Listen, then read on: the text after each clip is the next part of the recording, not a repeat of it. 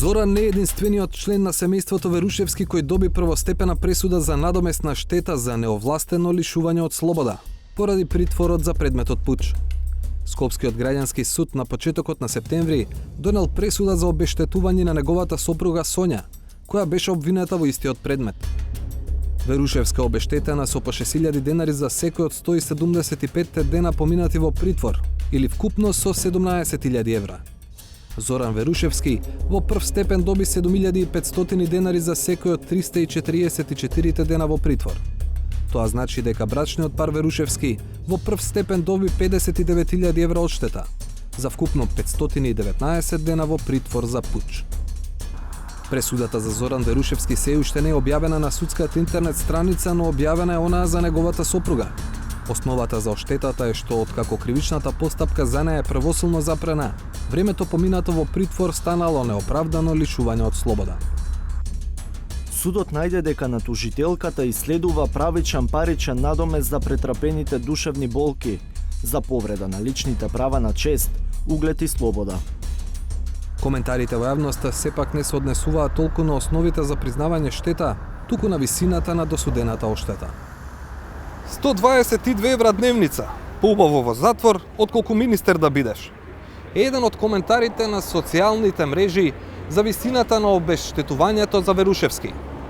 Сумата на прв поглед на вистина изгледа висока, па 360 степени провери, како поминале други граѓани во прв степен, кога неправедно биле лишени од слобода.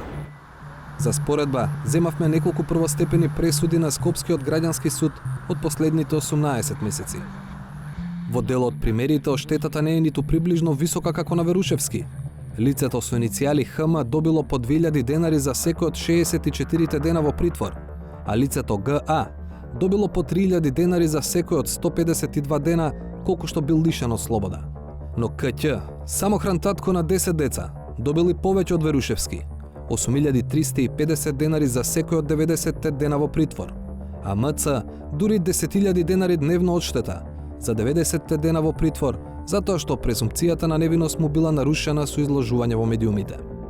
Од Скопскиот граѓански суд кој ги донел сите овие пресуди појаснуваат дека право на одштета имаат лица кои биле во притвор, а постапката против нив подосна била запрена со правосилно решение или завршила со правосилна ослободителна пресуда.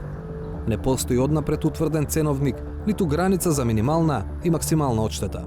Судот при одлучувањето ги има предвид сите околности на конкретниот случај, поставеното тужбено барање, судската пракса, профилот на лицето, изложеноста на јавноста при неговото приведување, односот на околината врз него, како и изведените материјални докази што секогаш се од битно влијание во конкретниот предмет.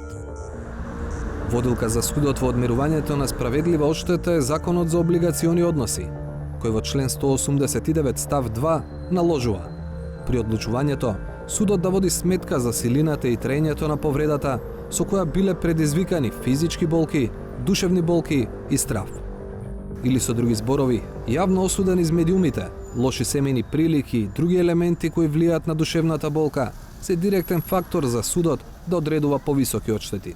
Но кога треба да им се плати на оштетените, не плаќа тој што оштетените неправедно ги сместил во притвор. Плаќа државата од буџетот, кои се полни со парите кои што граѓаните ги плаќаат за даноци.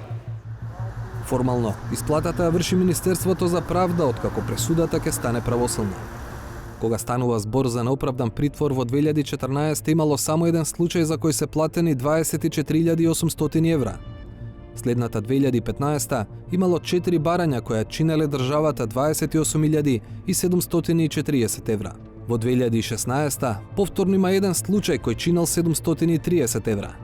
Во 2017 бројот на случаи е 5, а вкупната исплатена одштета е 30.190 евра. Во 2018 за наплата стигнале рекордни 10 случаи, во вкупна вредност од 77.960 евра. Или, за 5 години, неоправданиот притвор ги чини граѓаните 162.420 евра. Од Министерството за правда велат дека сите овие исплати се од постари случаи, бидејќи за штетата да се наплати, мора да има пресуда од второстепен суд, а неретко предметите одат и пред Врховниот суд. Не гледаат тренд на раст, туку варијации од година во година. Ако споредиме по години, имало години со 1, со 4, со 5, еве сега 10 одлуки, меѓутоа тоа сепак не е некое драстично зголемување, во нормални рамки е. Но и во такви околности Ристовски вели дека во новиот предлог закон за јавното обвинителство се предвидува штетата во вакви случаи да не паѓа врз државниот буџет како досега.